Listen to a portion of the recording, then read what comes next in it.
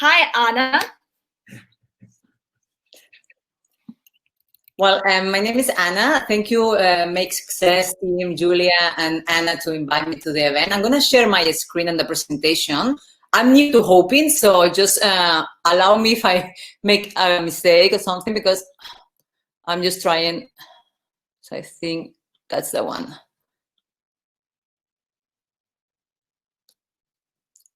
Okay, so no, that's not the one. Apologize for that.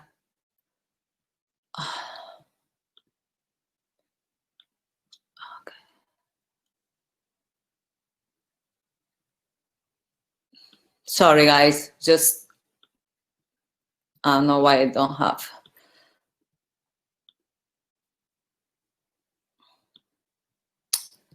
Okay, so let me open and I'll share my screen, and that's easier.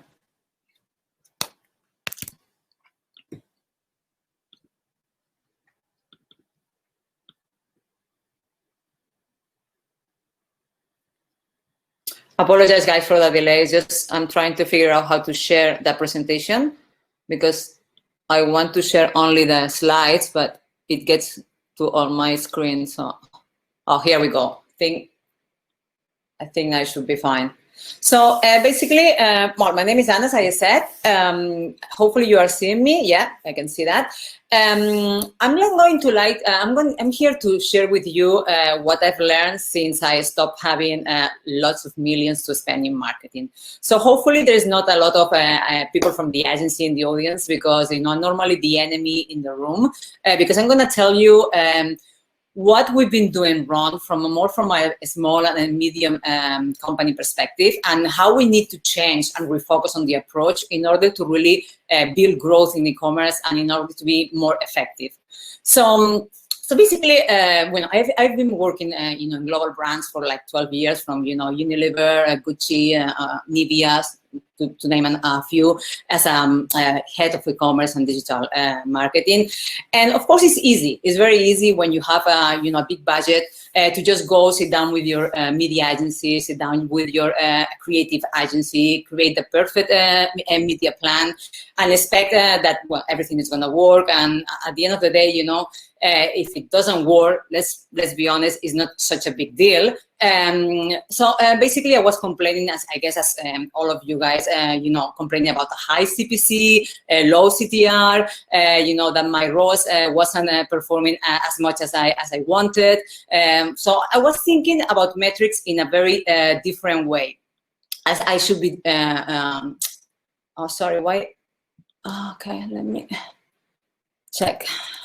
Okay, so from a small and medium business, basically you have to stop thinking as a global brand. Right? That's a key takeaway from that. You have to stop thinking about your budget as something that you have to find the right metrics to make the budget efficient, because what really is important is to make the business growth and to really make sense. So at the end of the day, when you are in a big department or with a global brand, what you tend to do is that you focus on what are the metrics that are important, how your report is going to look really good. So that's the difference in the approach that I do now with my, you have a digital agency, and that's the approach that I do with my clients. So, global brands have very easy in order to build branding. They have a lot of user-generated content that it builds the organic traffic for them. So you just have to create a good content plan, and basically that snowball in something bigger. That's something that it doesn't happen for small and medium companies. So what happens, or what we can do if we don't have the money, and you still need to drive results, you still need to drive revenue, and you still need your business to grow. So we are going to talk about that in this session. So basically, this is the difference, and I'm not going to go in detail on the metrics, sets, I will say, but I wanted to say the difference between what should be the metrics that we should focus is as a small or medium business and what global business focus in terms of metrics. I'm not saying that you cannot use those metrics if you are a global brand. You can, but it's not what I normally find, or even I was using when I was in digital marketing e-commerce for big brands. So normally global brands focus a lot on traffic, so that's a given. You want traffic because you believe that acquisitions and traffic is going to give you, the conversion. And you have, the share of voice, which, you would say then that you have is branding, people recognize your brands. So if they recognize your brand, they are more likely to buy from you. And then you have all these set of metrics, which is impressions, likes, shares, mentions, with in reality, they are vanity metrics. And then, people say that is a branding that measure the brand awareness of your brand, but in reality, it does very little from your business goals. Again, is more towards finding the pretty report and the pretty metrics, but in reality, they are not showing you a lot of performance. Performance understood as a conversion and sales. We are going to focus on that goal. So, key metrics that small and medium business should be focusing and that really measure performance and they are really insightful of what's going on in your business. That could be retention rate. Retention is one of these key success metrics, and just a few business honestly focus on that, and it has a really impact on your LTV, which is the lifetime value of your users. So which improve at the same time improve the brand value, because they become fan ambassadors, they become people who will impact your word of mouth, who will talk about your brand. Something that at the end of the day is going to be more helpful for you, the guys to focus on in traffic, on impressions, on in likes. That, as I said, is their vanity is more about your ego brand, but not about the performance of your brand. So those are this set at the right are the key success business metrics that you should be looking in detail when you create any media plan or you do any content in social media. A search study from Deloitte show that only 10% of the business focus on this kind of metrics, on retention, for example. But what if I say that, within this 10%, you can find Amazon, you can find Spotify, you can find Uber. So they're really focused on how they can make more money from each user, how they can retain the users. That's what they're really good on doing cross-selling, on understanding. We will go there and back to that, understanding the audience, the profile that are visiting their pages. I'm hoping that you guys are okay. Cool. I wasn't sure that what you were for in the presentation. So 60-70% of existing customers are likely to buy from you again. So that means if you don't focus on rotation, you're basically dismissing 60 or 70% of your potential revenue. Okay, and in against that, we have like only between 5 and 20% of new customers that convert. So at the end of the day, you are 3 to 5 times more likely to get a sale from someone who is retained, who has already buy once from you, than from someone who is completely new. Okay, so without a healthy, really repetition on your brand, on your e-commerce, you will be constantly in a very inefficient acquisition mode, very costly, and that you will have to be all the time trying to get that traffic, which is more the companies and brands focus on, but you're losing, and we'll see now a graphic that really explain really well how terrible that can be in terms of results, Of course, CPA is another really good metric too, because it shows you how much you are putting in each user. Is it worth it? Is it costing you pretty much your whole margin? So you have to really have a good hand and understand the CPA and a CPL, which is a cost per lead. So another good metric is Net Promoter Score, MOM. So that's something that normally global brands don't tap into really well is because, again, they're focusing on these vanity metrics. And of course, we have that top time on page, which is that how much time they spend in your, which is different than bounce rate. Is once you are there, but how you analyze each page and even each section of your e-commerce site, So going forward, I wanted to show you this graphic. This from an app launch. You see at the right, you will see the app downloads, and you have you can see within the first 3 days there is a huge acquisition strategy that it was implemented, and then between the 3rd and 5 days, the drop of the users is really big. So basically, all the efforts you have made on the acquisition, you are losing it after 3 days. So, and you can see here, after 3 first days, this business loses 77% of their active users. Within the 31st days, they lose 90% of the active users, and within the first days, they lose 90% of their active base, which basically give you like every 3 months, you have to make everything again from start. So you lose everything that you have invested in, and you lose basically all your database. So that's what happens when your focus is on acquisition. So I'm not saying we don't need traffic, don't get me wrong. Of course, we need traffic. People need to go to our e-commerce, but you cannot focus your strategy in e-commerce in only acquisition. That's a big mistake, okay? I think that was double up. So these are examples. So those are examples of 2 different e-commerce performance. The one in the right, the e-commerce one, you can see. You will say that we have a really good traffic and sales at the first day, and then it's dropping. So you will say that the second e-commerce is more consistent. But what happens if we look at this graphic in a different way? So basically, this is the same graphic, analyzing the data in a very useful e-commerce way. So in here, it shows you in the graphic underneath the e-commerce one, it shows you that people basically, the graphics from the bottom is showing the probability of buying repetition. Okay, so if you focus on the graphic in the left, you say that until the 3rd time that people visit your site, there is not a big chance in them buying again from you. After that, you are quite safe, and then of course it's quite stable. So they trust you, and they're gonna keep buying from you. If we go to the graphic to e-commerce, from the e-commerce 2 on the right, you see that from the beginning, from the day 1.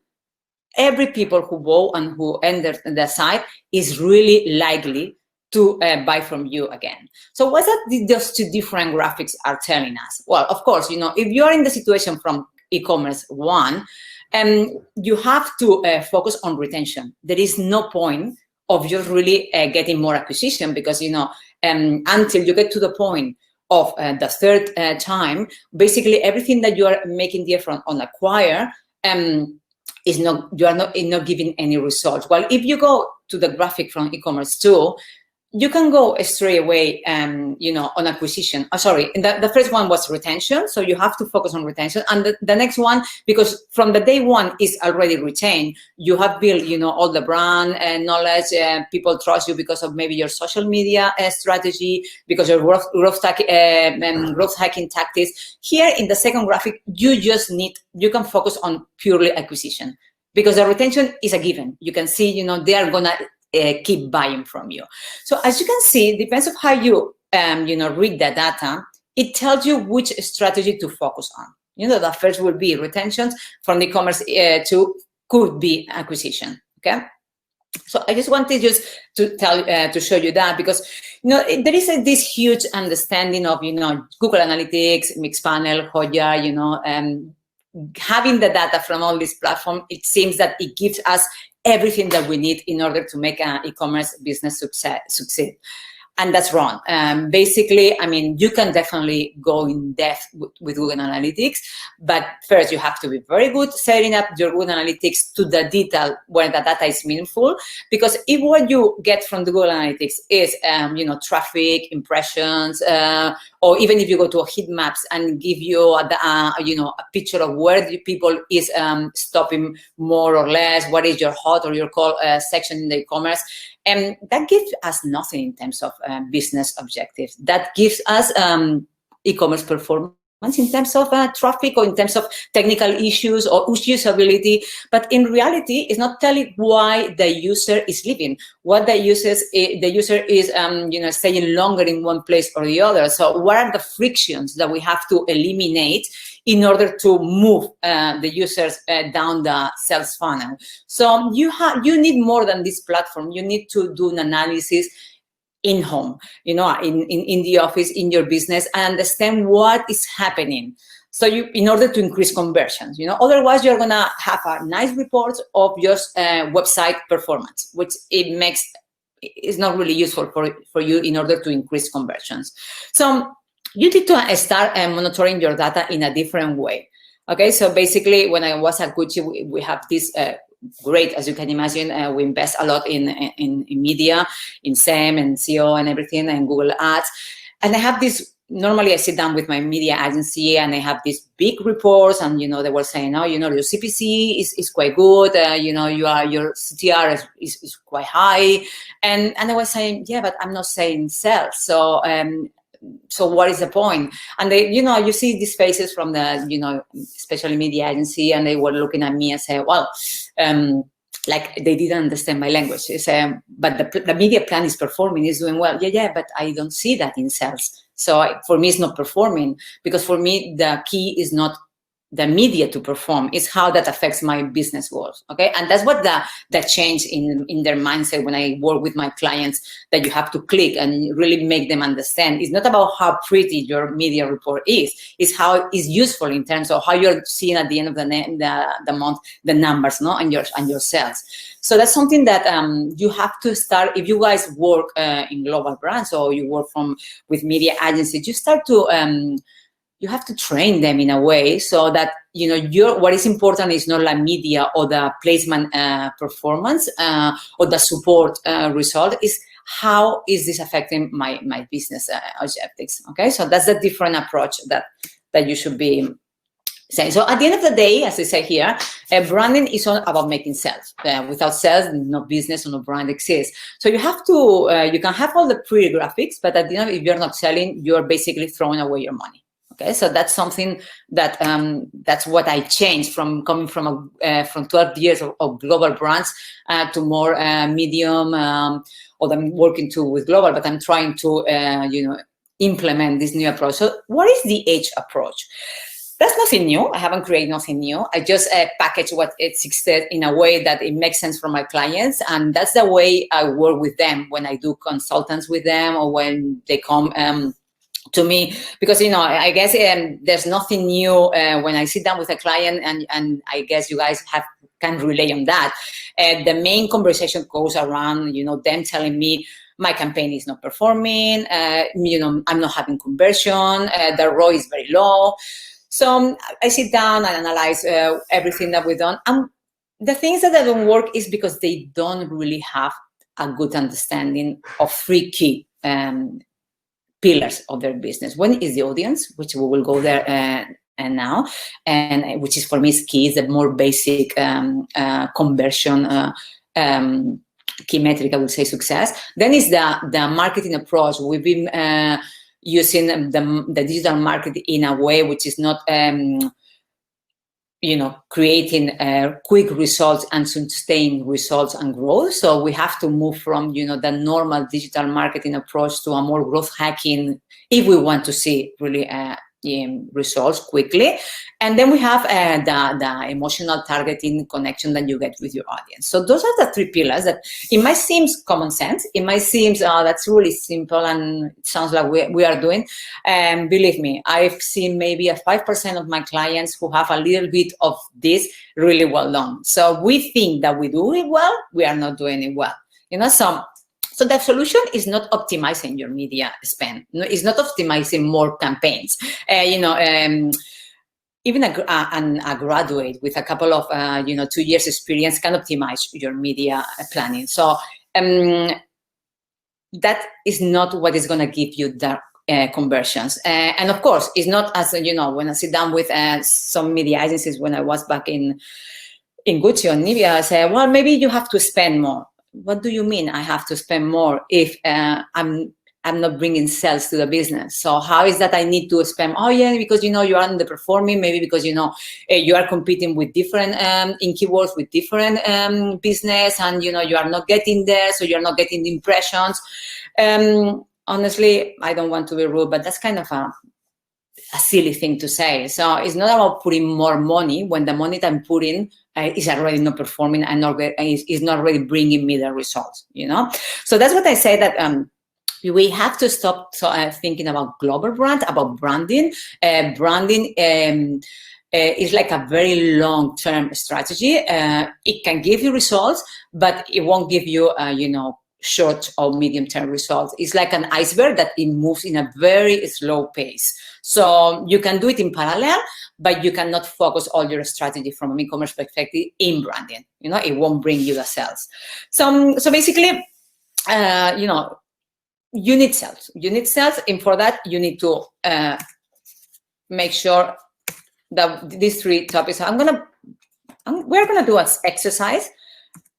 So we are going to jump on the first of the pillars that I use with my class. Oh, sorry, whoops, here, which is the audience strategy.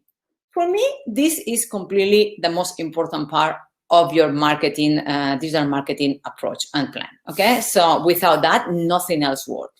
So we are going to know Pablo, and we have, a little bit of data here from him. So we have his profile, that the LTV is 400 euros. He lives in Barcelona. The media salary is 70,000 euros. In terms of behavior, we have 3 visits in our site per week. He browses in an iPad, buys in desktop, and then in terms of channels, he responds to display ads, but he doesn't respond to emails, and definitely he doesn't respond to Facebook offers. So you will say, oh, we have a lot of data, Pablo, no? So this is the data. Our media agency did a really well job, and they have created this profile of this segment, and with that, we can start planning our media. Wrong. Basically, all this data is not relevant. It doesn't have meaning. So, for example, imagine that you are, let's say, recently I was working with one of my clients, which is a mattresses client and producer. So basically, imagine that they want to segment and plan a campaign for people who need to buy a mattress. Okay. So which of this data that we have in the screen will be useful for that? We have a lot of data, really, but does it say something relevant that we can use in order to convert our media campaign? Not really. We don't know if this guy has just moved. We don't know which kind of mattress that he likes, because he can like soft mattress, he can like a hard, strong mattress. So I'm just trying to put an example, because in reality, some of the data that we get from our segmentation is not enough. No, it's not really relevant data. No, it's like, again, I was working with a pet food company, and they were saying, people who follow in Facebook, pages from animals, people who, who are an activist with animals, people who likes animals pictures or dogs pictures. Well, that could seem something that it gets us close to the audience that we want, but we don't know if these people have a dog. If they don't have a dog, they won't buy pet food. So that's what I'm going to. You really need to be really good at doing the segmentation and understanding your audience and having the relevant data that is going to help you to convert. Without that, all your campaigns, as much money as you put, is going to have always a really poor conversion. Okay. So as I said, data relevant. That's like what is Wally? Hopefully you guys know. Every time, every all these times it's really difficult to find really relevant data that is going to help you with to create the key message for people, for us to convert. So we can have the most amazing CRM, the DPM. Of course, I work in companies with, it's all about buying the latest technology, and then you have these amazing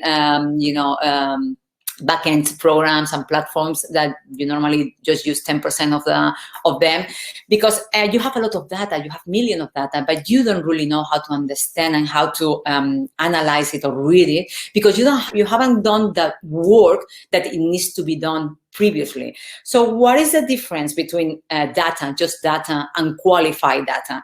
That's the audience strategy. That's what you have. Is your approach to your audience and how you get this meaning information that you need in order to convert.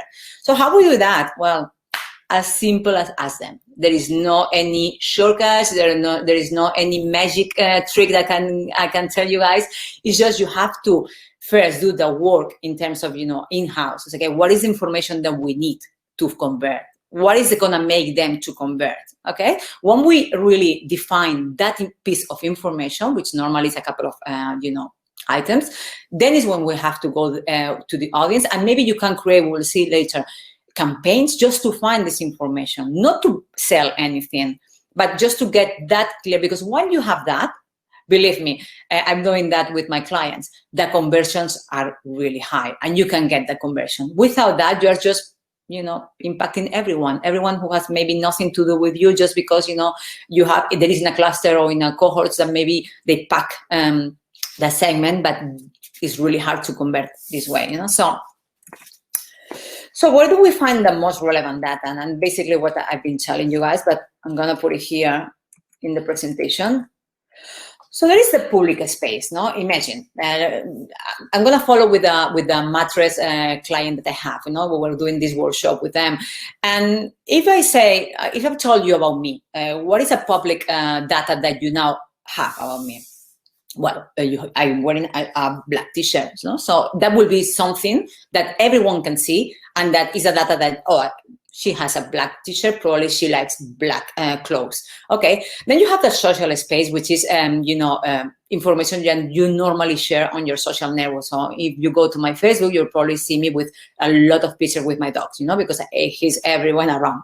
And then you have your personal information that maybe less people will know, which is if I'm married, or if I have a boyfriend, or if I live where I live. But the private space that you will never find in any of my social networks, and is in terms of my mattresses client is really important, is that I like my mattress strong. So if you impact me with a really softy this like a cloud mattress, you will never convert me, because I really like sleeping in a stone.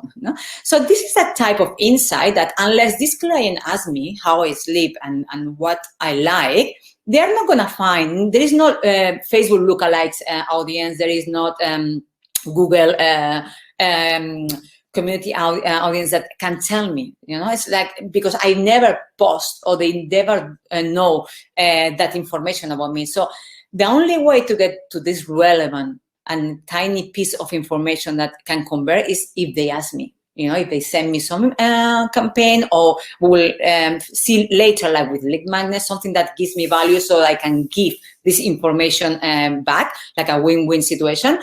And that's the only way that they are gonna. And we did that with them, of course, and they send like this 3-question survey, and their conversions move from 8% to up to 40%. So that's a huge jump in conversion, just because they knew what they were impacting, instead of just impacting in a more general way. So that's the difference between just having data or qualified data. So something that I'm might surprised, because we've been in the visual or images area, but 90% of the success comes from copy. It doesn't come from image. Okay, so that's something that that if I'm very creative, so that's probably makes me sad, because I like imaginary, I like design, but at the end of the day, how many would say smiling people watching the sunset can we get? So maybe this worked before, when, 10 years ago, when, it was very different, but we are really overexposed to images, Instagram, Facebook. We cannot even consume, or we are not really conscious of how many images it gets to our brain. So basically, we have to go a step forward. So it's nice, and we'll see later, of course, have a nice, website, but not smiling images, not happy people, in your header, not, the color theory that I've heard that. I don't really care what color is your website. Your website, your e-commerce have to provide a solution to your users, have to really connect, have to understand what is the issues that they have, or what are their motivations, and we'll go there later.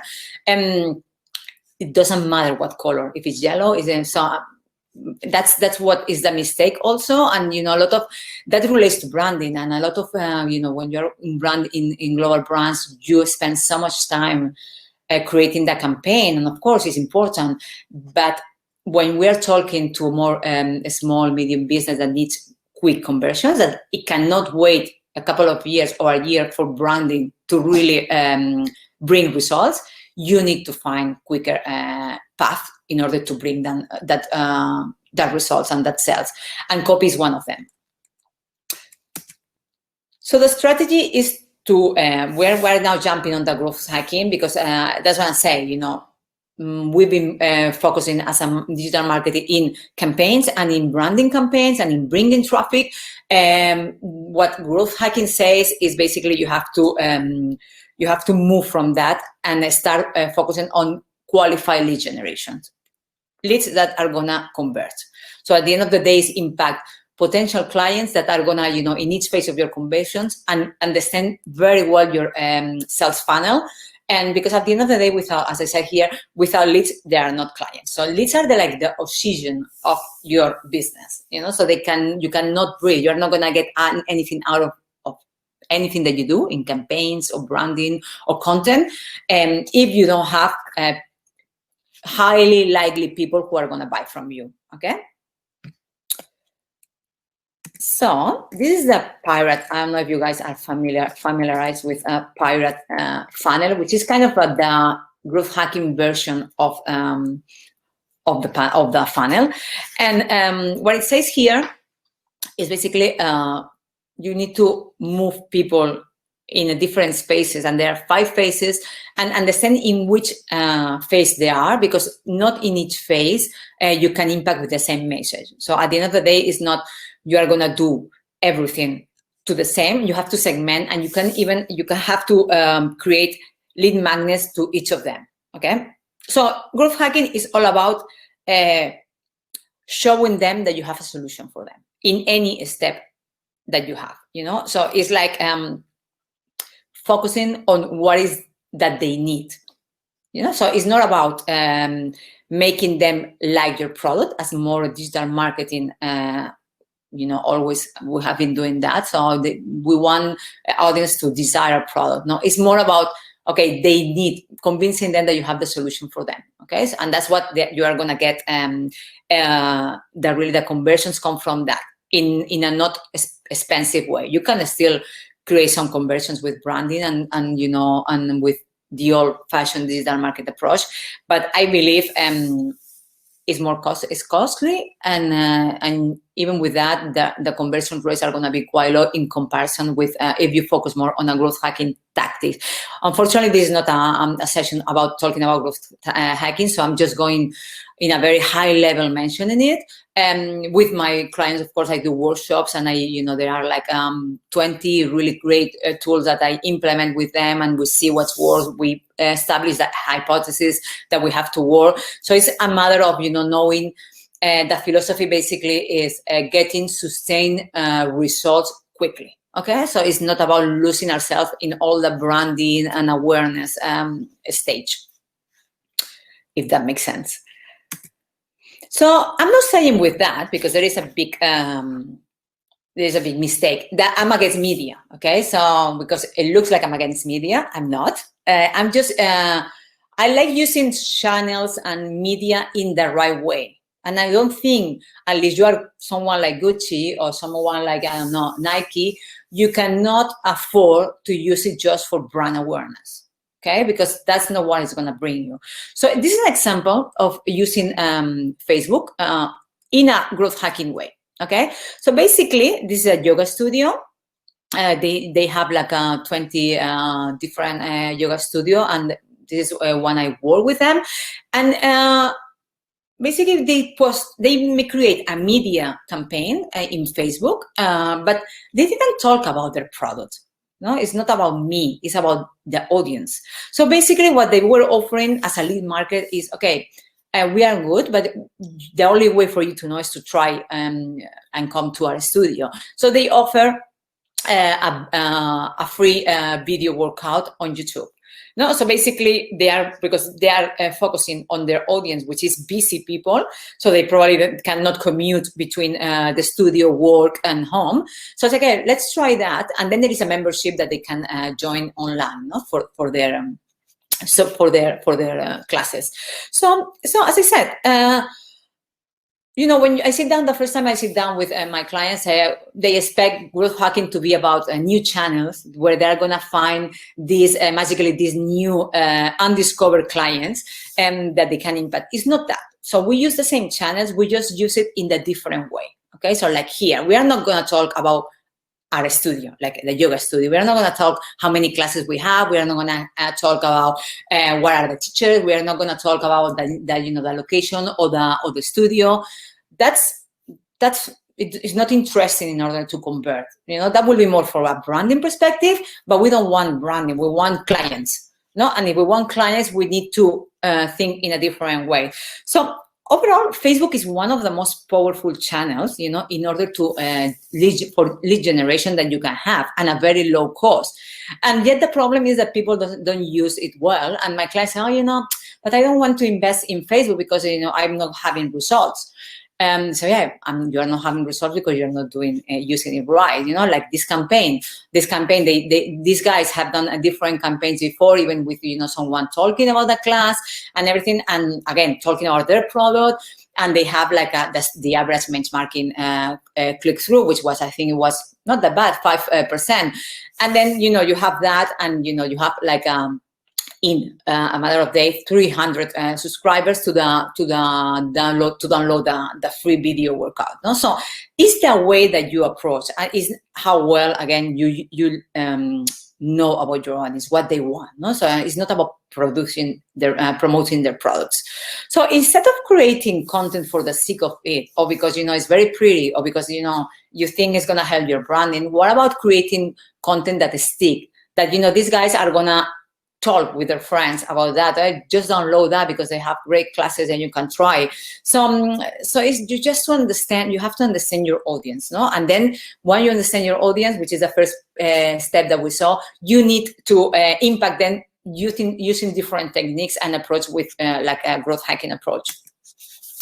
So in terms of lead generation, basically there is two big things, and this is very high level. I cannot go in detail, unfortunately, to all this, but it's landing page optimization and optimization of your onboarding. One is, okay, what they see when they land on your page, what is the main message that can help you to convert them, and the second one is how you move. The onboarding is how you move from the moment that someone landed in your page until they buy something from you or give you some information. So whatever the goal you have established. And you have to understand what are the frictions. And I'm going to show you, we're going to see now an example of what we have with here lately.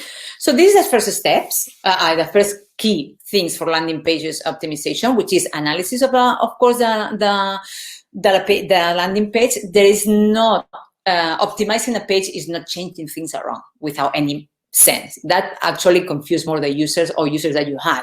So it's about providing the solution that the user needs and try and test hypotheses. Okay, so this is the focus. Don't let any graphic designer say, oh, we are going to give you do a better, more beautiful landing page. It doesn't work like that. Then of course the clients that we already mentioned, the copy, the call to action that has to be clear and it has a specific characteristic, like, you know, be relevant, show some urgency. So there is a lot of criteria selections to really define this a call to action. And then we have the social proof that has to be unique and authentic, because we know a lot of social proof are fakes proof, and people, this 5 point is losing a kind of impact, and because of that, okay? So where do they come from, you know? So we need to understand where do they come from, you know, include questions that can, for us to understand why they landed in that page. And of course, because with that information, we can create segmented lead magnets. No, at the end of the day, not all the people who landed in our page is the same. So the lead magnet, which is this piece of content, something which is perceived with value, that will give, you can give to them for free, and then give something in return, like information or, you know, subscribing, depends on what your goals, as I said. And that cannot be just one lead magnet for all your traffic. You know, it has to be segmented too, and it has to be kind of personalized, because, you know, each audience, you won't have the same audience in your landing page all the time. Well, make them to want you, of course, you know. So it's about being a solution for their pain. You know, at the end of the day, as I mentioned, the lead magnet is this incentive that they feel that when they have it, they have something. It's like a bargain. So, okay, I'm just leaving my email, and they're giving this amazing guide that is going to help me with something. Because, you know, content for the sake of content that we already discussed, it gives no value. It's not added value in that, and people probably won't download. So that's something that has to be worked really well. And for that, we go back to how well we understand our audience in terms of, you know, create this piece of content. So it's about instant gratification, no? And then we have to drive a curiosity in our website. We have to make them want to know more.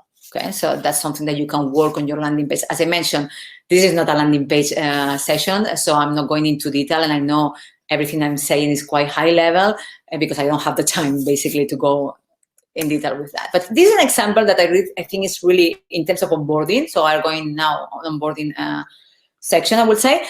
This is an app, and you can see they have 3 steps that they have to, the user have to do. So we have like the app download, the user registration, and the tutorial view. And then you can see, oh man, we have a lot of users who download the app, but then there was a big drop in user registration. Okay, so if we stay with this data, we will say, oh well, maybe the app wasn't interesting, you know. So that was something that we work again in a different app, not this one, with one of our clients, and we saw something similar. And because I already have this example previously, I said, look, we have to do an onboarding analysis and see where the frictions are. We cannot just make decisions based on this data and this graphic that we have. So then we jump on the second, and what we did is we split the 3 events that we have as an onboarding in these 6 events.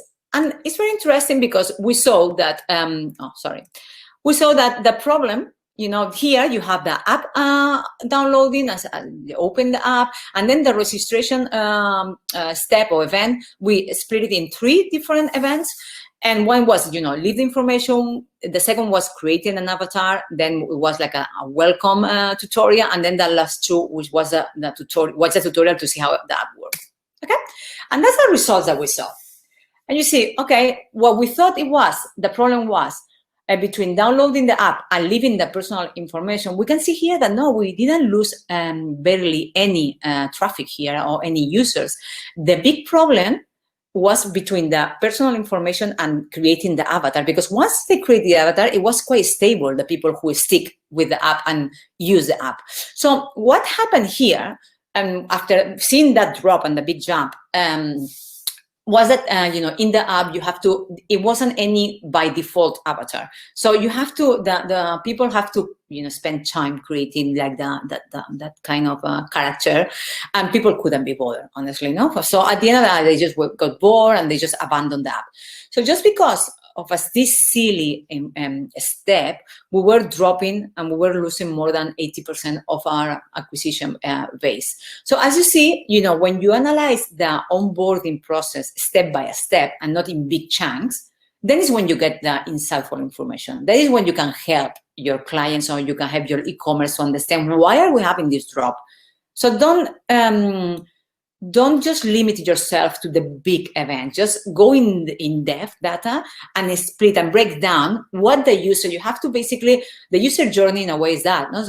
But you have to do it in a really, really meaningful way, and just trying to say, okay, put yourself in their shoes and say, what do I have to do that? Why do I have to do that? So, okay, and then you will get, and then of course, get the data according to that. So you have to capture that data, and then is when you will get where the problem is, and then you can fix the frictions and improve your conversions, okay?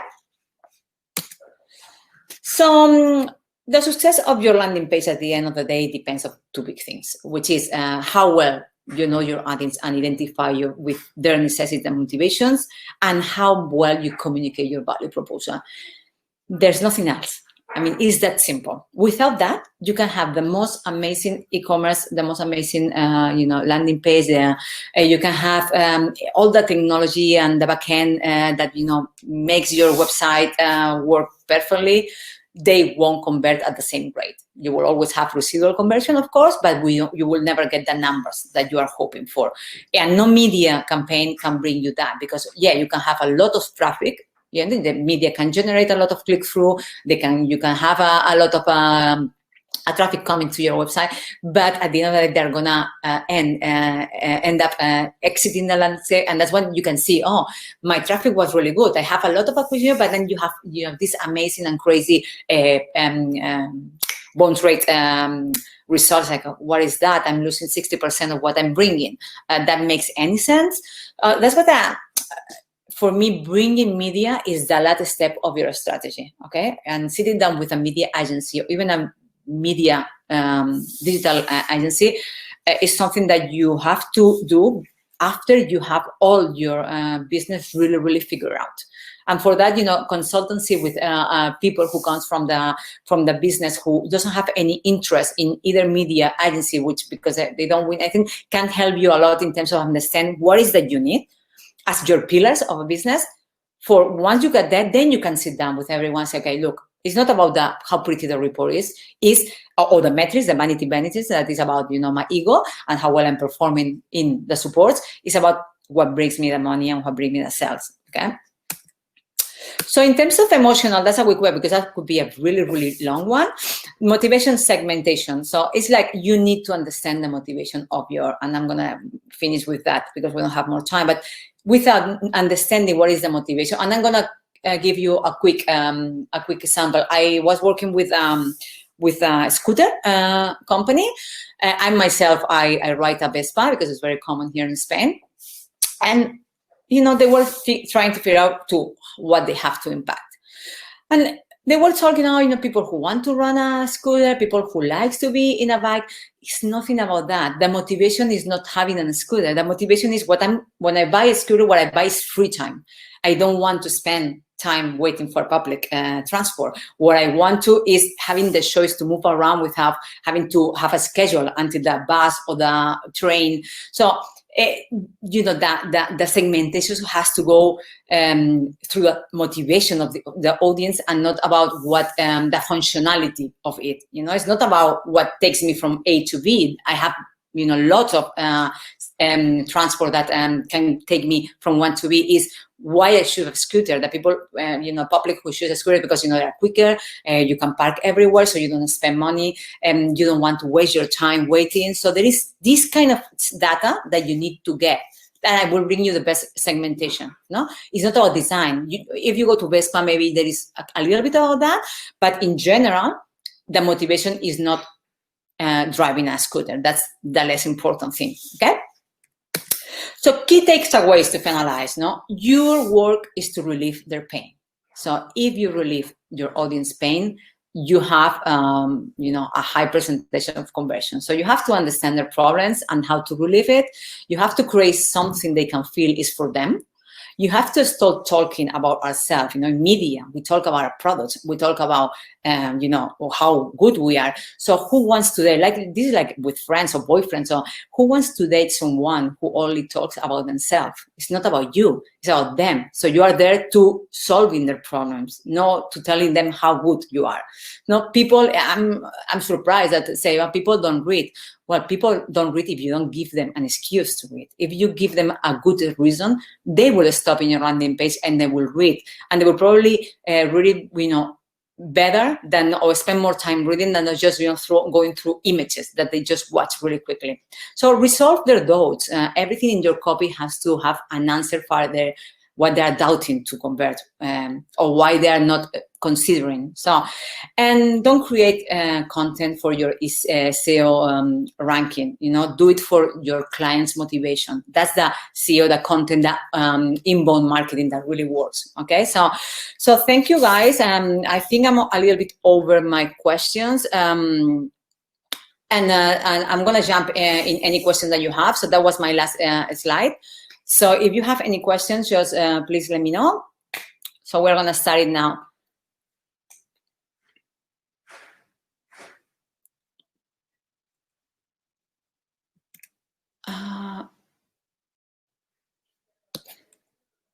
Okay, let me.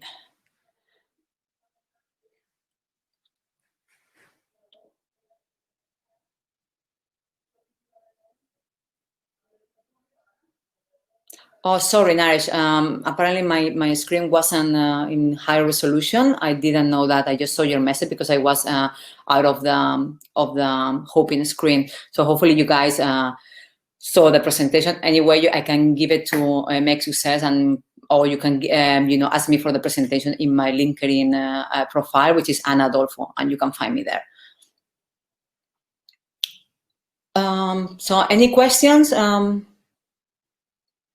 Okay. This is for Krisha from India. My question is, if my per day budget for search ads is $100 for 2 campaigns after 1 week, if campaign A is getting better results than campaign B, please suggest me how should I change bidding and budgeting for the 2 campaigns. And Krisha, first, depends of, I don't know what is your business, so that will come down to how the search volume of search in your keywords are. So it depends on how popular your keywords are. You will need more budget or less budget because because I don't have any insight of your business. I know who you are competing with.